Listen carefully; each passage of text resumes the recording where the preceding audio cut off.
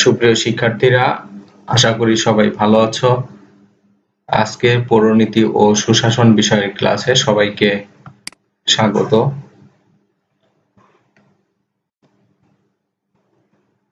তার আগে আমাদের পরিচিতি পর্ব। তোমরা জানো আমি শামসুল আলম, প্রভাষক, রাষ্ট্রবিজ্ঞান বিভাগ, রাজবাড়ী সরকারি কলেজ, রাজবাড়ী। আজকের আলোচনার বিষয় পৌরনীতি ও সুশাসন প্রথম পত্র, অধ্যায় নবম। অর্থাৎ আজকে আমরা পৌরনীতি ও সুশাসন বিষয়ের প্রথম পত্রের নবম অধ্যায় নিয়ে আলোচনা করব। নবম অধ্যায়ের বিষয়বস্তু জনসেবা ও আমলাতন্ত্র। তোমরা জানো দুইটি বিষয় অত্যন্ত গুরুত্বপূর্ণ, জনসেবা ও আমলাতন্ত্র। তাহলে আমরা দেখব যে আজকের ক্লাস থেকে আমরা আসলে কি শিখতে পারবো বা শিখন ফলটি আমাদের কি হবে। আমলাতন্ত্রের ধারণা ব্যাখ্যা করতে পারবো আমরা, আমলাতন্ত্র কি সে সম্পর্কে জানতে পারবো। আমলাতন্ত্রের প্রধান যে কাজ রয়েছে, অর্থাৎ আমলারা বা আমলাতন্ত্রের যে প্রধান কার্যাবলী সেটি আমরা ব্যাখ্যা করতে পারবো। জনসেবায় আমলাতন্ত্রের ভূমিকা বিশ্লেষণ করতে পারবো এবং সুশাসন প্রতিষ্ঠায় আমলাতন্ত্রের জবাবদিহিতার গুরুত্ব বিশ্লেষণ করতে পারবো। অর্থাৎ সুশাসন প্রতিষ্ঠার জন্য আমলাতন্ত্রের কাজের ক্ষেত্রে যে জবাবদিহিতা দরকার, কেন দরকার সেই বিষয়ে আমরা আলোকপাত করব। তাহলে চলো আমরা প্রথমেই আমলাতন্ত্রের ধারণাটি ব্যাখ্যা করি। আধুনিক রাজনৈতিক ব্যবস্থায় আমলাতন্ত্র মূলত সরকারি প্রতিষ্ঠানের স্থায়ী বেতনভুক্ত কর্মচারী বা কর্মী বাহিনীদেরকেই বোঝানো হয়ে থাকে।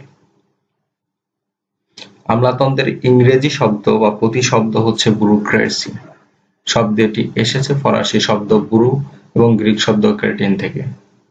ব্যুরো শব্দের অর্থ ডেস্ক বা দপ্তর এবং ক্রেটিন শব্দের অর্থ হচ্ছে গভর্নমেন্ট বা শাসন। অর্থাৎ এই দুইটি শব্দের দুইটি অংশকে একসাথে করলে যার উৎপত্তিগত অর্থ হয় টেবিল নির্ভর শাসন বা দপ্তর নির্ভর শাসন।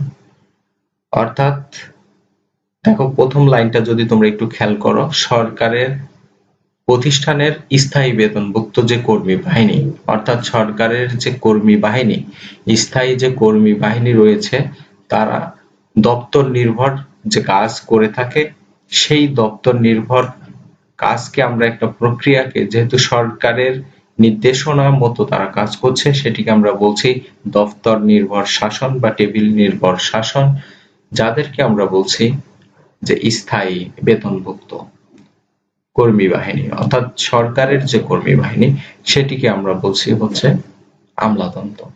তাহলে আমলাতন্ত্রের ধারণার প্রথম অংশটি আমাদের আসবে যে আমলাতন্ত্রের ইংরেজি প্রতিশব্দ কি এবং সেই প্রতিশব্দের উৎপত্তিগত অর্থটি কি।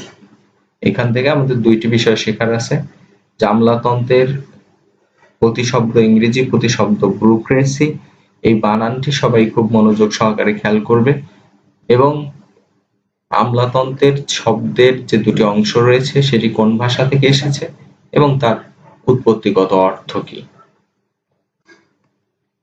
এরপরে আমরা দেখব আমলাতন্ত্রের সংজ্ঞা আরেকটু বিস্তার বোঝার জন্য, যে আমলাতন্ত্র আসলে কি। খেয়াল করো, অধ্যাপক ফিফনার ও প্রেস্থাস বলেছেন যে আমলাতন্ত্র হচ্ছে বিভিন্ন ব্যক্তি ও তাদের কার্যাবলীকে এমন একটি পদ্ধতিতে সংগঠিত করা যা সুসংহতভাবে সামগ্রিক লক্ষ্য অর্জনে সক্ষম হয়। আমরা বিভিন্ন তাত্ত্বিকের আমলাতন্ত্র সম্পর্কে যে ধারণা সেটি ব্যাখ্যা করছি। আমলাতন্ত্র হচ্ছে বিভিন্ন ব্যক্তি ও তাদের কার্যাবলী এমন একটি পদ্ধতিতে সংগঠিত করা যা সুসংহতভাবে সামগ্রিক লক্ষ্য অর্জনে সক্ষম হয়। খেয়াল করো, আমরা প্রথমে বলেছি যে আমলাতন্ত্র হচ্ছে সরকারের স্থায়ী কর্মী বাহিনী। সেই কথাটির সাথে যদি তোমরা একটু মিল খোঁজার চেষ্টা করো, এখানে দেখো যে যাদের কার্যাবলী একটি সংগঠিত একটি পদ্ধতিতে সংগঠিত হয়ে থাকে এবং যাদের মূল উদ্দেশ্য থাকে লক্ষ্য অর্জন করা। কি লক্ষ্য অর্জন? সরকারের সামগ্রিক লক্ষ্য অর্জন করা হচ্ছে আমলাতন্ত্রের লক্ষ্য থাকে। অধ্যাপক অগ নামে আরেকজন তাত্ত্বিক আছেন, যিনি বলেছেন আমলাতন্ত্র হলো সেসব পেশাজীবী কর্মচারী যারা স্থায়ী, বেতনভুক্ত, দক্ষ, পেশাদার ও অরাজনৈতিক এবং অধীনস্থ। এই শব্দগুলো অত্যন্ত গুরুত্বপূর্ণ, সবাইকে মনোযোগ সহকারে খেয়াল করতে হবে।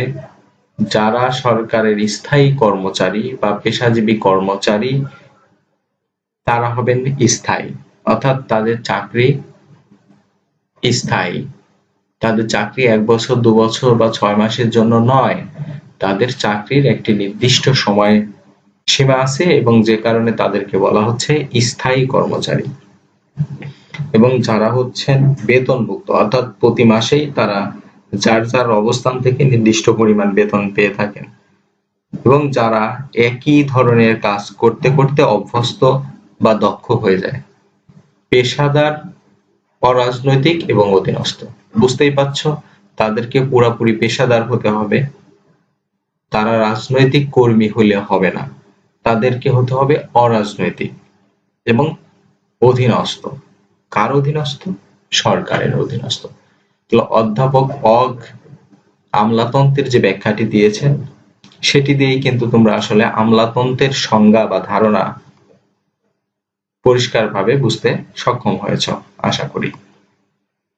এরপরে আমরা আরেকটু ব্যাখ্যা করব। দেখো, এলমন্ড ও পাওয়েল নামে আরেকজন তাত্ত্বিক আছেন, তিনি বলেছেন আমলাতন্ত্র এমন এক ব্যাপক সংগঠনকে বোঝায় যার মাধ্যমে শাসক বর্গ বা নীতি নির্ধারকগণ তাদের সিদ্ধান্ত বাস্তবায়নের চেষ্টা করে।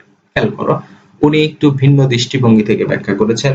উনি বলেছেন আমলাতন্ত্র এমন এক সংগঠনকে বোঝায়। উনি এটিকে একটি সংগঠনের সাথে তুলনা করেছেন এবং বলেছেন যেই সংগঠনের মাধ্যমে শাসক বর্গ, অর্থাৎ কোন দেশের শাসক যারা নীতি নির্ধারণ করেন, অর্থাৎ রাজনৈতিক ব্যক্তিবর্গ যারা দেশ চালান, অর্থাৎ দেশের শাসনকর্তা হিসেবে নির্বাচিত হন, তারা তাদের সিদ্ধান্ত সমূহ বাস্তবায়নের চেষ্টা করেন। অর্থাৎ সরকার, এই শাসক বর্গ বলতে আমরা সরকারকে বুঝি, এই নীতি নির্ধারকগণ বলতে আমরা সরকারকে বুঝি। এই নীতি নির্ধারকগণ, এই শাসকগণ, তাদের যে নীতি বা সিদ্ধান্ত রয়েছে সেটি যাদের মাধ্যমে বাস্তবায়ন করেন আমরা তাদেরকেই বলছি আমলা। আর আমলারা যে প্রক্রিয়াতে, যে নিয়মের মধ্যে কাজ করেন তাদের সেই পদ্ধতিকে আমরা বলছি আমলাতন্ত্র। আশা করি তোমরা বুঝতে পেরেছ। আমরা প্রথমে ধারণাটি ব্যাখ্যা দিয়েছি যে সরকারের কর্মচারী বা কর্মী বাহিনী যারা দপ্তর ভিত্তিক কাজ করে থাকেন, যারা টেবিল চেয়ারে বসে, আসলে বলা হয় টেবিল চেয়ার মানে হচ্ছে দপ্তর বা অফিস, কোন অফিসের মাধ্যমে কাজ সম্পন্ন করে থাকেন এবং যাদেরকে বলা হচ্ছে সামগ্রিক লক্ষ্য অর্জনে তারা সচেষ্ট থাকেন। এবং এই এলমন্ড এবং পাওয়েলের সংজ্ঞার সাথে একটু তোমরা খেয়াল করে দেখো, আগের সংজ্ঞাগুলো বলা হচ্ছে সরকারের যে সিদ্ধান্ত বা নীতি থাকে সেটি তারা বাস্তবায়ন করে। আমলাতন্ত্রের জনক যাকে বলা হয় তিনি হচ্ছেন ম্যাক্স ওয়েবার। তিনি বলেছেন আমলাতন্ত্র হলো দক্ষ, নিরপেক্ষ এবং মানবিকতার অনুপস্থিতির বৈশিষ্ট্য বিশিষ্ট এক প্রকার প্রশাসন ব্যবস্থা। অর্থাৎ আমলাতন্ত্রকে ম্যাক্স ওয়েবার কয়েকটি বৈশিষ্ট্যের মাধ্যমে ব্যাখ্যা করেছেন। সেটি হচ্ছে তারা দক্ষ হবে, অর্থাৎ এই কর্মী বাহিনী, সরকারের এই স্থায়ী কর্মী বাহিনী দক্ষ হবে, তারা নিরপেক্ষ ভূমিকা পালন করবে এবং অনেক ক্ষেত্রেই তাদেরকে মানবিকতা প্রদর্শন করলে হবে না, তারা নিয়মের বেড়াজালে আবদ্ধ থেকে কাজ করবেন। সেই নিয়মের বেড়াজালে আবদ্ধ থেকে কাজ করার যে প্রশাসন ব্যবস্থা সেটিকে তারা বলেছেন, ম্যাক্স ওয়েবার বলেছেন আমলাতন্ত্র। ম্যাক্স ওয়েবারের ধারণা অনুসারে প্রশাসনের সকল স্তরের যে ব্যক্তি আমলাতন্ত্রের অন্তর্ভুক্ত। অর্থাৎ সরকারের যে প্রশাসন রয়েছে সেখানে সকল স্তরের কর্মকর্তা বা ব্যক্তি তাদেরকে একসাথে বলা হচ্ছে আমলাতন্ত্র, অর্থাৎ তারা সবাই আমলাতন্ত্রের অন্তর্ভুক্ত। আশা করি আমলাতন্ত্র কি সেটি তোমরা পরিষ্কারভাবে বুঝতে পেরেছ।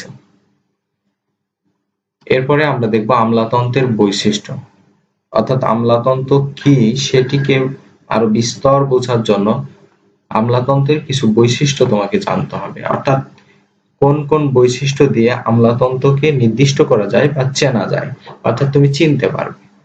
অর্থাৎ আমলাতন্ত্র যাদেরকে আমরা বলছি, একটা প্রক্রিয়াকে বলছি হচ্ছে আমলাতন্ত্র, অর্থাৎ আমলারা বা সরকারি কর্মকর্তারা যে প্রক্রিয়াতে কাজ করেন সেই প্রক্রিয়াটিকে আমরা বলছি আমলাতন্ত্র, অথবা তাদের সবাইকে একসাথে সামগ্রিক লক্ষ্য অর্জনের যে প্রচেষ্টা সেটিকে আমরা বলছি আমলাতন্ত্র।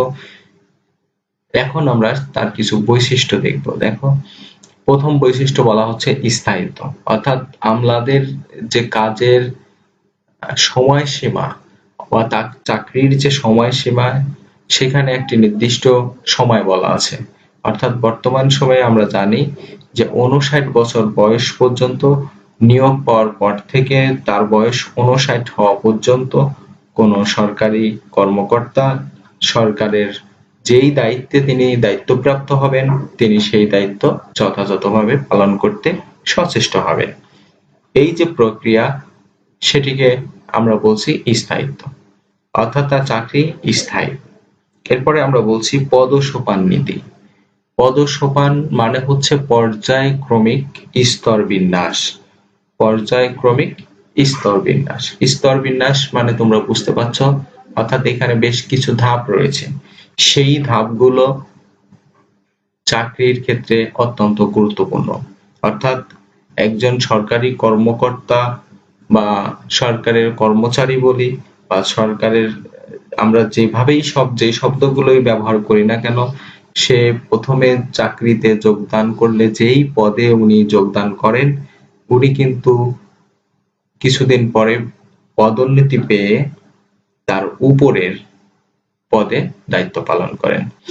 তাহলে এটি একটি অত্যন্ত গুরুত্বপূর্ণ বৈশিষ্ট্য যে তারা পর্যায় বা ধাপ অনুযায়ী কাজ করেন, অর্থাৎ চাকরিতে যোগদানের সময় একটি পর্যায়ে তারা থাকেন, আস্তে আস্তে পদোন্নতি হলে তারা অন্য পর্যায়গুলো অতিক্রম করেন। এরপরে আমরা দেখছি নিয়োগ ও পদোন্নতি। আমি পদোন্নতি তোমাদের ইতিমধ্যে ব্যাখ্যা করেছি। নিয়োগ তোমরা জানো যে সরকারের কর্মচারী নিয়োগের জন্য একটি প্রতিষ্ঠান রয়েছে যেটিকে বলা হয় সরকারি কর্ম কমিশন, অর্থাৎ বাংলাদেশ সরকারি কর্ম কমিশন, যারা সরকারের এই আমলাতন্ত্রের কর্মী বাহিনীকে নিয়োগ দিয়ে থাকে এবং সেই নিয়োগের কিছু শর্ত রয়েছে, সেই শর্ত মেনে সেই প্রতিষ্ঠানটি সরকারের কর্মী বাহিনীকে নিয়োগ দিয়ে থাকে। এর পরের বৈশিষ্ট্য আমরা বলছি দায়িত্বশীলতা। তোমরা জানো যখন সরকারের কর্মী বাহিনী দায়িত্বশীলতা নিয়ে কাজ করে তখন কাজটি যথাযথভাবে সম্পন্ন হয়, আর সরকারের সেই কর্মী বাহিনী যদি যথাযথভাবে দায়িত্বশীল না হয় অর্থাৎ দায়িত্বে অবহেলা করে তাহলে তোমরা বুঝতে পারছো যে সরকারের দুর্বলতাগুলো ফুটে ওঠে। অর্থাৎ সরকারের কর্মী বাহিনী সরকারের যে নীতি বাস্তবায়নে সচেষ্ট থাকে সর্বদা, সেই নীতি বাস্তবায়নের ক্ষেত্রে তার ব্যক্তিগত দুর্বলতা কোনো না কোনো সময় দেখা যায় সরকারের ঘাড়ে বর্তায়। অর্থাৎ কোনো কর্মকর্তা যদি কাজের ক্ষেত্রে শৈথিল্য প্রদর্শন করে তাহলে দেখা যাবে কোনো দায়িত্ব পালন না করার কারণে কোনো একটি গুরুত্বপূর্ণ কাজ সঠিকভাবে সম্পন্ন হয়নি। আর যখনই কোনো গুরুত্বপূর্ণ কাজ সঠিকভাবে সম্পন্ন হয় না তখন সেক্ষেত্রে জনগণের স্বার্থ লঙ্ঘিত হয়, আর যখন জনগণের স্বার্থ লঙ্ঘিত হয় তখন তোমরা জানো সেটির দায়ভার সরকারের উপর বর্তায়। তাহলে তোমরা বুঝতেই পারছো যে সরকারি কর্মকর্তা যারা অর্থাৎ যারা আমলাতন্ত্রের সাথে সম্পৃক্ত তাদের কতটা দায়িত্বশীল হতে হবে। এর পরের বৈশিষ্ট্য আছে নিরপেক্ষতা। তোমরা জানো যে নিরপেক্ষভাবে দায়িত্ব পালন করতে হবে, অর্থাৎ কে কোন দলের কোন আদর্শের কোন শ্রেণীর মানুষ সেটি বিচার করে তাকে অফিস থেকে সহায়তা দেওয়া চলবে না। অর্থাৎ প্রতিটি মানুষ সেবা পাওয়ার যোগ্য, প্রতিটি স্তরের মানুষ সেবা পাওয়ার যোগ্য। এখানে দল মত কোনো বিষয় নয়, এখানে ধনী গরিব কোনো বিষয় নয়। সরকার সেবা দেওয়ার জন্য তাকে নিয়োগ দিয়েছে, সে সেবা দেবে, এটিই হচ্ছে তার দায়িত্ব। এবং সেই সেবাটি হবে নিরপেক্ষ, অর্থাৎ সে যেন কারো প্রতি পক্ষপাত দুষ্ট আচরণ না করে। এরপরে আমরা দেখছি নিয়মানুবর্তিতা। তোমরা জানো যে এদেরকে সবসময় একটি নিয়মের মধ্যে চলতে হবে, নিয়ম মেনে চলতে হবে। এরা নিজেরা নিয়ম মেনে চলবে, জনগণকে নিয়ম মানার ক্ষেত্রে উদ্বুদ্ধ করবে, এটি স্বাভাবিক। এরপরে আছে শৃঙ্খলাবোধ, অর্থাৎ শৃঙ্খলা যদি না থাকে তাহলে আসলে সরকারের কোনো নীতি বা সরকারের কোনো সিদ্ধান্তই যথাযথভাবে বাস্তবায়ন হতে পারে না, সেটি তোমরা বুঝতে পারো। এর পরের পয়েন্টগুলো তোমরা দেখো, পরিবর্তনশীলতা, জনকল্যাণ সাধন, অজ্ঞাতনামা থাকা, অর্থাৎ অনেক ক্ষেত্রে সরকারের অনেক কর্মী বাহিনী আছে যারা নিজেদের পরিচয় দেয় না, তারা গোপনে তথ্য সংগ্রহ করে এবং গোপনেই তাদের কাজ সম্পন্ন করে থাকে, অজ্ঞাতনামা থাকে, এই জন্য বলা হচ্ছে। এরপরে আমরা বলছি দক্ষতা, কর্মবিশেষীকরণ, অর্থাৎ সরকারের এই কর্মী বাহিনীর কিন্তু কর্ম আলাদা আলাদা আছে, অর্থাৎ সবার কর্ম কিন্তু এক রকমের নয়। অর্থাৎ মানুষ ভেদে বা চাকরির স্তর ভেদে বা চাকরির ক্যাটাগরি ভেদে সরকারের কর্মী বাহিনীর কিন্তু বিশেষীকরণ রয়েছে, অর্থাৎ সবাই সব দায়িত্ব পালন করবে না, যার যার দায়িত্ব সেই পালন করবে, সেটিকে আমরা বলছি কর্মের বিশেষীকরণ। এরপরে বলছি নৈর্ব্যক্তিক আদেশ, অর্থাৎ সে নিজের মতো করে ব্যক্তিগত বৈশিষ্ট্যের মাধ্যমে সব কাজ সম্পন্ন করবে। একদম সর্বশেষ যে পয়েন্টটি আমরা লিখেছি সেটিকে আমরা বলছি লাল ফিতার দৌরাত্ম্য, যেটি আমরা সব সময় বলি, জানি এবং যেটির কারণেই মানুষ আসলে আমরা কি বলবো, যেটির কারণে মানুষ আসলে আমলাতন্ত্রের সমালোচনা করে থাকে, সেটিকে আমরা বলছি লাল ফিতার দৌরাত্ম্য।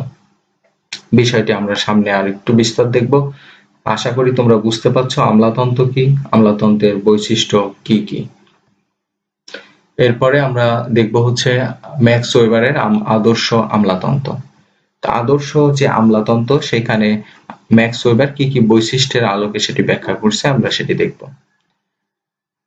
দেখো, সেখানে আমরা বলছি পদসোপান নীতি। আমরা যে বৈশিষ্ট্যগুলো ব্যাখ্যা করেছি তার বেশ কিছু বৈশিষ্ট্য নিয়ে ম্যাক্স ওয়েবার আদর্শ আমলাতন্ত্র ব্যাখ্যা দিয়েছেন, আমরা সেটি ব্যাখ্যা করব। প্রথম যে পয়েন্টটি সেটি হচ্ছে পদসোপান নীতি। আদর্শ আমলাতন্ত্র পদসোপান নীতি অনুসরণ করে চলে। আমি একটু আগেই পদসোপান তোমাদের কাছে ব্যাখ্যা দিয়েছি, অর্থাৎ যেটি হবে স্তর ভিত্তিক, ধাপ বা পর্যায়ের মাধ্যমে। এরপর আমরা বলছি সুনির্দিষ্ট নিয়ম কানুন, অর্থাৎ দাপ্তরিক কার্যাবলী সুনির্দিষ্ট নীতিমালা মেনে চলবে। কাজের ক্ষেত্র, আমলাতন্ত্রে প্রতিটি ব্যক্তির কাজের ক্ষেত্র ও পরিধি নির্ধারণ করে দেওয়া থাকবে। নিয়োগ বিধিমালা, আমলাতন্ত্রের অন্তর্ভুক্ত প্রতিটি পদের বিপরীতে নিয়োগ লাভের ন্যূনতম যোগ্যতা কি হবে তা আইনের দ্বারা নির্ধারিত হবে। অর্থাৎ সরকারের এই কর্মী বাহিনী নিয়োগ পাওয়ার জন্য আমি তোমাদের একটু আগেই বলেছি একটি প্রতিষ্ঠান রয়েছে, সেই নিয়োগের জন্য কি কি শর্ত সেটি তারা দিয়ে দেয় এবং সেই শর্ত অনুযায়ী যাদের যোগ্যতা আছে তারা আবেদন করে এবং তারা নিজেদেরকে বিভিন্ন পরীক্ষার মাধ্যমে প্রমাণ করার পর চাকরিতে যোগদানের সুযোগ পায়। এরপরে দেখো, আমরা বলছি পদোন্নতি, যেটিও আমি তোমাদেরকে বিস্তার ব্যাখ্যা করেছি যে যোগদানের সময় একজন যে পদে যোগদান করেন, অর্থাৎ নবম গ্রেডের একটি পদে যোগদান করেন, তারপরে আমরা দেখছি সেই নবম গ্রেড থেকে উনি 1 নম্বর গ্রেডে চলে যান, অর্থাৎ যোগদানের সময় তার নবম গ্রেড থাকে এবং সে পরবর্তীতে 1 নম্বর গ্রেডে চলে যায়। অর্থাৎ সরকারের যে বেতন স্কেল রয়েছে সেখানে আমরা দেখতে পাচ্ছি তাহলে যোগদানের সময় নবম গ্রেড, পরবর্তীতে উনি চলে যান 1 নম্বর গ্রেড এবং তারপরেও 1 নম্বর গ্রেডের পরেও তাদেরকে আবার আলাদাভাবে প্রমোশন দেওয়ার ব্যবস্থা সরকার ইতিমধ্যে করেছে। এরপরে আমরা দেখবো হচ্ছে বেতন ভাতা। সামাজিক অবস্থান অনুযায়ী আমলাতন্ত্রের কর্মকর্তাবৃন্দ বেতন ভাতা ও প্রয়োজনীয় সুযোগ সুবিধা পেয়ে থাকেন। তোমরা বুঝতেই পারছো যে চাকরিতে যোগদানের সময় একজন কর্মচারী বা একজন কর্মকর্তা যেই সুযোগ সুবিধা বা বেতন ভাতা পেয়ে থাকে, চাকরির শেষের দিকে এসে উনি কিন্তু একই ধরনের সুযোগ সুবিধা ভোগ করে না, অর্থাৎ সেই সুযোগ সুবিধার ক্ষেত্রেও পার্থক্য রয়েছে, বেতন ভাতার ক্ষেত্রেও পার্থক্য রয়েছে, তার চাকরিতে স্তর ভিত্তিক যে অবস্থান সেই অনুযায়ী। এজন্য বলা হচ্ছে সামাজিক অবস্থান অনুযায়ী, অর্থাৎ সমাজের যে সার্বিক অবস্থান সেটির সাথে সঙ্গতি রেখে সরকার তার একটি সম্মানজনক চলার ব্যবস্থা করে দেয়। এরপরে আমরা বলছি নৈ ব্যক্তিগত, অর্থাৎ আমলাতন্ত্রে ব্যক্তিগত আবেগের কোনো স্থান নেই। আদর্শ আমলা যে হবেন সে দায়িত্ব পালনে অবশ্যই ঘৃণা ভালোবাসার কারণে কারো প্রতি কোনো বিশেষ দৃষ্টিতে দেখবেন না, অর্থাৎ সে কারো প্রতি খুব বেশি আবেগ এর দ্বারা প্রভাবিত হয়ে কোনো দায়িত্ব পালন করবেন না, অথবা কোনো কারণে কারো প্রতি ঘৃণা বা বিদ্বেষও পোষণ করবেন না। তিনি সবসময় নিরপেক্ষভাবে দায়িত্ব পালন করবেন। এটি হচ্ছে আমলাতন্ত্রের অত্যন্ত গুরুত্বপূর্ণ বিষয়। এরপরে আমরা বলছি জনমুখী। আদর্শ আমলাতন্ত্র অবশ্যই জনকল্যাণে নিবেদিত হবে। জনবিচ্ছিন্ন আমলাতন্ত্র আদর্শ হতে পারে না। তোমরা জানো বর্তমান সময়ে সরকার ব্যবস্থা যেটি, সেখানে বলাই আছে এই আদর্শ সরকার, অর্থাৎ রাষ্ট্র এখন কিন্তু জনকল্যাণমূলক রাষ্ট্র, জনকল্যাণমূলক রাষ্ট্র ব্যবস্থা। পৃথিবীতে এখন বেশিরভাগ দেশে জনকল্যাণমূলক রাষ্ট্র ব্যবস্থা। গণতন্ত্রের মাধ্যমে যে দেশগুলো পরিচালিত হচ্ছে তাদের মূল মন্ত্রই কিন্তু জনগণের কল্যাণ নিশ্চিত করা। তোমরা জানো, দেখবা আমাদের মাননীয় প্রধানমন্ত্রী জননেত্রী শেখ হাসিনা সবসময় জনগণের কল্যাণের কথাই বলেন, যে আমরা এই সেবাগুলোকে এই স্তরের মানুষকে দিয়ে যাচ্ছি এবং সব সময় চেষ্টা করছি মানুষকে কিভাবে আরো উন্নত জীবনে সুযোগ করে দেওয়া যায়। অর্থাৎ সার্বিকভাবে সরকারের উদ্দেশ্য হচ্ছে জনগণকে বেশি বেশি সেবা প্রদান করা এবং জনগণের বেশি বেশি কল্যাণ নিশ্চিত করা।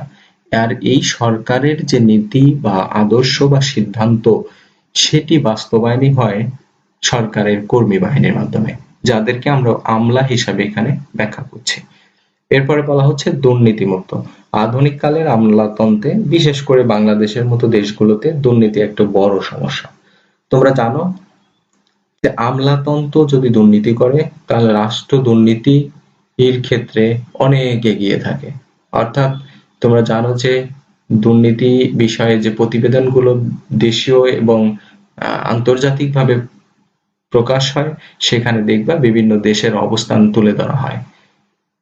আদর্শ আমলাতন্ত্র অবশ্যই দুর্নীতিমুক্ত এবং জবাবদিহিমূলক হতে হবে। আমাদের মতো দেশের, অর্থাৎ আমরা যারা উন্নয়নশীল দেশ, বর্তমান সময়ে আমরা যারা উন্নয়নশীল দেশ, আমাদের মতো আরো উন্নয়নশীল দেশ যেখানে রয়েছে সেখানে সরকারের কর্মী বাহিনীর মধ্যে দুর্নীতির বিস্তর অভিযোগ রয়েছে। এই দুর্নীতির বিস্তর অভিযোগ মানেই সরকারের সকল কর্মী দুর্নীতির সাথে সম্পৃক্ত তা কিন্তু নয়। অর্থাৎ কিছু মানুষের দুর্নীতি, অর্থাৎ কিছু কর্মকর্তার দুর্নীতি সরকারের ভাবমূর্তিকে ক্ষুণ্ণ করে।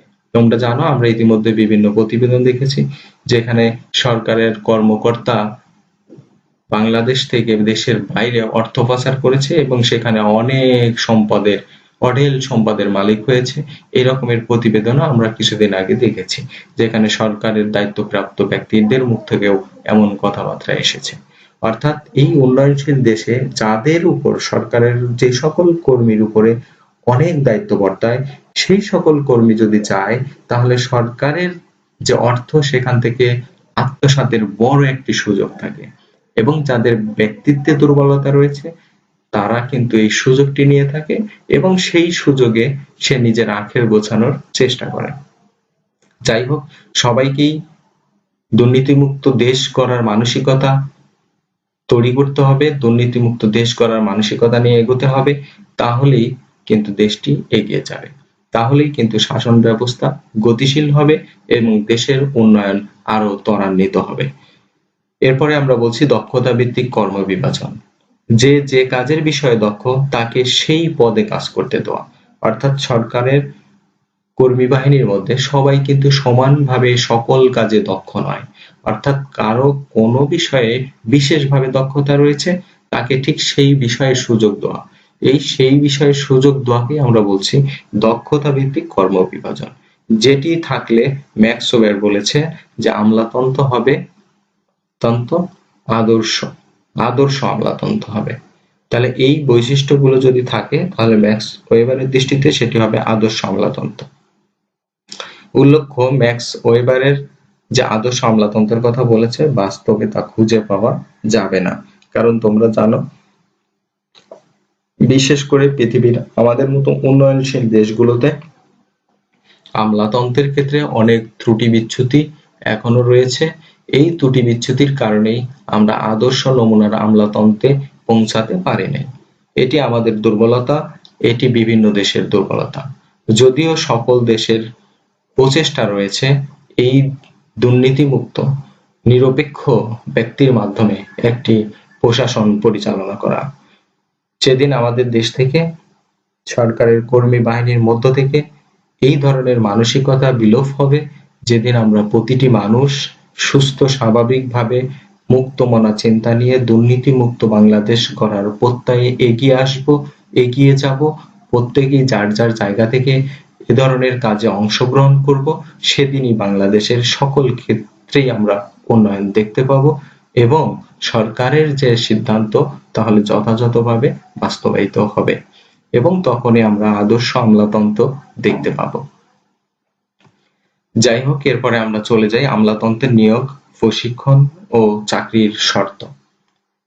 তাহলে আমলাতন্ত্রের নিয়োগ তোমরা খেয়াল করো, আমলাতন্ত্র যখন সদস্য নিয়োগের প্রয়োজন হয় তখন সরকারের আমরা বলছি সরকারি কর্ম কমিশন যেটি রয়েছে সেটি বিজ্ঞপ্তি প্রকাশ করে এবং যোগ্যতা সম্পন্ন প্রার্থী যারা তারা আবেদন করে। এর জন্য একজন প্রার্থীকে শিক্ষাগত যোগ্যতা, বয়স, চারিত্রিক স্বচ্ছতা, নাগরিকত্ব ইত্যাদি ক্ষেত্রে শর্ত পূরণ করতে হয়। অর্থাৎ যেই প্রতিষ্ঠানটি সরকারের কর্মী বাহিনী নিয়োগ দেয় তাদের নির্দিষ্ট শর্ত পূরণের মাধ্যমেই কোনো কর্মী এই আমলাতন্ত্রে যোগদান করতে সক্ষম হয়। আমলাদের প্রশিক্ষণ অর্থাৎ নিয়োগ প্রাপ্তদেরকে চাকরিতে যে কাজ করবে সেক্ষেত্রে প্রয়োজনীয় বুনিয়াদী প্রশিক্ষণ নিতে হয় এবং নির্ধারিত প্রতিষ্ঠানে প্রশিক্ষণ শেষে কর্মীরা কর্মক্ষেত্রে যোগদান করে। এরপর আমরা বলছি আমলাদের চাকরি শর্ত। সাধারণত সংবিধানের বিধানাবলী সাপেক্ষে আইনের দ্বারা আমলাদের নিয়োগ ও চাকরির শর্তাবলী নিয়ন্ত্রিত হয়ে থাকে। আইনসভায় এরূপ আইন প্রণয়ন করে থাকে, অর্থাৎ সংবিধানের মাধ্যমে আইন তৈরি করে সেই আইন দ্বারা আমলাদের চাকরির শর্ত সম্পূর্ণ বা নিষ্পন্ন হয়ে থাকে। এরপরে আমরা বলছি আমলাতন্ত্র ও লাল ফিতার দৌরাত্ম্য। তোমরা জানো যে আমলাতন্ত্রের সাথে জনসেবা একটি কথা রয়েছে, অর্থাৎ আমলাতন্ত্রের মূল কাজই হচ্ছে জনগণের সেবা করা। জনগণের কি সেবা করা? অর্থাৎ জনগণের যে যে ধরনের প্রয়োজন ঠিক সেই ধরনের সেবা করা। অর্থাৎ কোনো এলাকায় মানুষের খুব কষ্ট হচ্ছে, রাস্তা নেই, সেখানে সরকার রাস্তা করবে, তাহলে কার মাধ্যমে করবে? কোনো প্রতিষ্ঠানকে দায়িত্ব দিবে, কিভাবে দিবে? এই যে মাধ্যম, সেই মাধ্যম হিসেবে কাজ করে হচ্ছে আমলাতন্ত্র। কোনো এলাকায় স্কুল নাই, স্কুল করবে, কিভাবে সরকারের ফান্ড আসবে সেই স্কুলটি হবে। কোনো এলাকায় স্বাস্থ্য সেবা নাই, সেখানে স্বাস্থ্য সেবা পৌঁছে দেবে। অর্থাৎ প্রতিটি ক্ষেত্রে জনগণকে সেবা দিবে। এছাড়া আমরা যদি বলতে যাই, এখানে তুমি বুঝতেই পারছো যে সরকার প্রতিটি ক্ষেত্রে অর্থাৎ মানুষের যে কোনো ক্ষেত্রে যে কোনো সেবা পৌঁছে দেওয়ার জন্য যে কর্মী বাহিনী সরকার রেখেছে সেটিকে আমরা বলছি আমলাতন্ত্র। অর্থাৎ যাদের মূল কাজই হচ্ছে জনগণের সেবা করা, অর্থাৎ তারা জনগণের সেবক।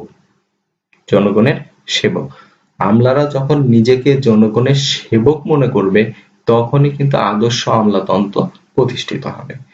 কিন্তু অনেক ক্ষেত্রে আমরা দেখতে পাই যে আমলারা আসলে অনেক ক্ষেত্রেই নিরপেক্ষ থেকে জনগণের সেবক মনে করে অর্থাৎ নিজেকে সেবক মনে করে দায়িত্ব পালন অনেক ক্ষেত্রে করতে ব্যর্থ হয়। এই ব্যর্থতার কারণেই আমরা যেটা দেখি, মানুষ এখানে বঞ্চনার শিকার হয়, মানুষের সময় নষ্ট হয়। এই যে সময় নষ্ট হওয়ার প্রক্রিয়া সেটিকে আমরা বলছি লাল ফিতার দৌরাত্ম্য। অর্থাৎ কালক্ষেপণের যে পদ্ধতি, কালক্ষেপণের যে প্রক্রিয়া সেটিকে আমরা বলছি দৌরাত্ম্য বা লাল ফিতার দৌরাত্ম্য। তাহলে এই লাল ফিতার দৌরাত্ম্য প্রত্যয়টি কবে থেকে ব্যবহার শুরু হলো এবং কোন প্রশাসনে শুরু হলো? খেয়াল করো, লাল ফিতা প্রত্যয়টি সপ্তদশ শতাব্দীতে ইংল্যান্ডে সর্বপ্রথম ব্যবহৃত হয়। আমরা যেহেতু ব্রিটিশদের কাছ থেকে দেশ বিভাজন অর্থাৎ ভারত পাকিস্তান, তারপর সেই পাকিস্তান থেকে বাংলাদেশ পেয়েছি, বুঝতেই পারছো তাহলে এই শব্দটির সাথে আমাদের এক ধরনের সম্পৃক্ততা রয়েছে। সে সময় সরকারি ফাইল সমূহ লাল রঙের ফিতায় বেঁধে রাখা হতো। সরকারি দপ্তর সমূহে লাল রঙের এই ফিতায় বেঁধে রাখা ফাইল সমূহ তৎকালীন প্রশাসনের দীর্ঘ সূত্রতা, অতি আনুষ্ঠানিকতা, কঠোর নিয়ম কানুন এবং বাড়াবাড়ির প্রতীক হয়ে ওঠে। খেয়াল করো, এই শব্দগুলো যদি তুমি মনে রাখো, অর্থাৎ কাজের ক্ষেত্রে দীর্ঘসূত্রিতা এবং অতি আনুষ্ঠানিকতা। আনুষ্ঠানিক কোনো কাজই কিন্তু সহজে সম্পূর্ণ হতে চায় না, এবং কঠোর নিয়ম কানুন, যাদেরকে বা যেই প্রক্রিয়াকে তুমি বাড়াবাড়ি হিসাবে বলতে পারো, এই বাড়াবাড়ির প্রতীক হিসাবে যখন এটি দেখা দেয় তখন সেটিকেই বলা হয় লাল ফিতার দৌরাত্ম্য। তো আমলাতন্ত্রের কার্যক্রমের মধ্যে অনুরূপ লাল ফিতার দৌরাত্ম্য খুব বেশি মাত্রায় দেখা যায়, খুব বেশি মাত্রায় দেখা যায়, এবং যেটি তোমরা জানো যে অনুন্নত দেশগুলোতে খুবই বেশি থাকবে, উন্নয়নশীল দেশগুলো আরেকটু কমে আসবে কিন্তু অনেক থাকবে। তারপরে আস্তে আস্তে দেশগুলো যখন উন্নয়নের দিকে ধাবিত হবে তখন মানুষ আস্তে আস্তে আরো বেশি পরিবর্তিত হবে, সরকারের কর্মী বাহিনীও পরিবর্তিত হবে, এবং সরকার যে জনকল্যাণমূলক সরকার প্রতিষ্ঠা করতে চায়, জনকল্যাণমূলক রাষ্ট্র গড়ে তুলতে চায়, জনগণের সেবার মাধ্যমে যে রাষ্ট্র প্রতিষ্ঠা করতে চায়, যে সুশাসনের প্রক্রিয়া বাংলাদেশে এখন চলছে, তার মাধ্যমে লাল ফিতার দৌরাত্ম্য অনেকটাই আগে থেকে কমে এসেছে। সরকারের যে ম্যানুয়াল কাজ ছিল তোমরা জানো, অফিস আদালতে বিভিন্ন জায়গাতে, সেখানে কিন্তু এখন আর ম্যানুয়াল কাজকর্ম একদমই বলা চলে নেই বা কমে গেছে। সব কিন্তু আমরা অনলাইনের মাধ্যমে, ডিজিটালাইজেশনের মাধ্যমে সরকার এগোচ্ছে। এই যে যখন মানুষের সাথে মানুষের দেখা ছাড়াই কাজ সম্পন্ন হবে, সেখানে কিন্তু দুর্নীতির অবস্থা অনেক নিচের দিকে চলে আসবে। অর্থাৎ আমলাতন্ত্রের যে আমরা যেটাকে বলছি লাল ফিতার দৌরাত্ম্য, সেটি কিন্তু কমা শুরু হয়েছে, এবং বর্তমান সময়ে যারা সরকারের এই কর্মী বাহিনীতে যোগদান করছে, আমরা জানি তাদের মানসিকতারও পরিবর্তন হয়েছে। তারা সেই আগের ব্রিটিশ আমলের ধ্যান ধারণা এখন আর সবাই লালন করে না। হয়তো কারো কারো মধ্যে থাকতে পারে, কিন্তু অনেকেই আমরা দেখতে পাচ্ছি আধুনিক বাংলাদেশ গড়ার প্রত্যয়ে নতুন ধরনের চিন্তা ভাবনা নিয়ে নিজের মতো করে অফিস সাজিয়ে নিয়ে নিজের মতো করে জনগণকে সেবা দিচ্ছে, এবং সেই প্রমাণ বাংলাদেশে রয়েছে, এমন প্রতিবেদনও তোমরা দেখেছো। যাই হোক, তোমরা বুঝতেই পারছো যে আমলাতন্ত্রের যে দুর্বলতা, সেটিকে আমরা বলছি লাল ফিতার দৌরাত্ম্য, আর সেটি হচ্ছে কোনো ক্ষেত্রে কোনো কাজকে দীর্ঘায়িত করা, অর্থাৎ সময় 2 ঘন্টার জায়গায় 2 দিন লাগানো, অথবা 2 দিনের জায়গায় 2 মাস লাগানো। এই যে নিয়ম, এই যে অতি আনুষ্ঠানিকতা, এই যে বাড়াবাড়ি, এইটা যদি ঘটে থাকে কখনো, তাহলে সেটিকে আমরা বলবো লাল ফিতার দৌরাত্ম্য। আশা করি তোমরা বুঝতেই পারছো। আমরা ক্লাসের শেষ দিকে চলে এসেছি। এখন হচ্ছে আমাদের মূল্যায়নের বিষয়, অর্থাৎ আজকের ক্লাস আমরা কি কি আলোচনা করলাম। সেখানে যদি আমি তোমাদের জিজ্ঞেস করি আমলাতন্ত্রের বৈশিষ্ট্য ব্যাখ্যা করো, বা আমলাতন্ত্রের ধারণা ব্যাখ্যা করো, আমলাতন্ত্রের বৈশিষ্ট্য ব্যাখ্যা করো, আশা করি সেগুলো তুমি ব্যাখ্যা করতে পারবে। ম্যাক্স ওয়েবার আমলাতন্ত্রের যে আদর্শ নমুনা নিয়ে ব্যাখ্যা করেছেন, যেটি উনি কয়েকটি বৈশিষ্ট্যের আলোকে ব্যাখ্যা করেছেন, আশা করি সেটিও তুমি বুঝতে পেরেছো এবং ব্যাখ্যা করতে পারবে আমি বিশ্বাস করি। এবং আমলাতন্ত্রে কিভাবে নিয়োগপ্রাপ্ত হয়ে থাকে এবং তাদের প্রশিক্ষণের যে প্রক্রিয়া রয়েছে, চাকরির যে শর্ত রয়েছে, সেগুলো আমরা ব্যাখ্যা করেছি। আশা করি তোমরা বুঝতে পেরেছো। আজকের ক্লাসে শেষ পর্যন্ত সাথে থাকার জন্য সবাইকে ধন্যবাদ। আগামী ক্লাসে আবার কথা হবে। সে পর্যন্ত সবাই ভালো থাকবে, সুস্থ থাকবে, এই প্রত্যাশা রেখে আজকের ক্লাস এখানে শেষ করছি। আল্লাহ হাফেজ।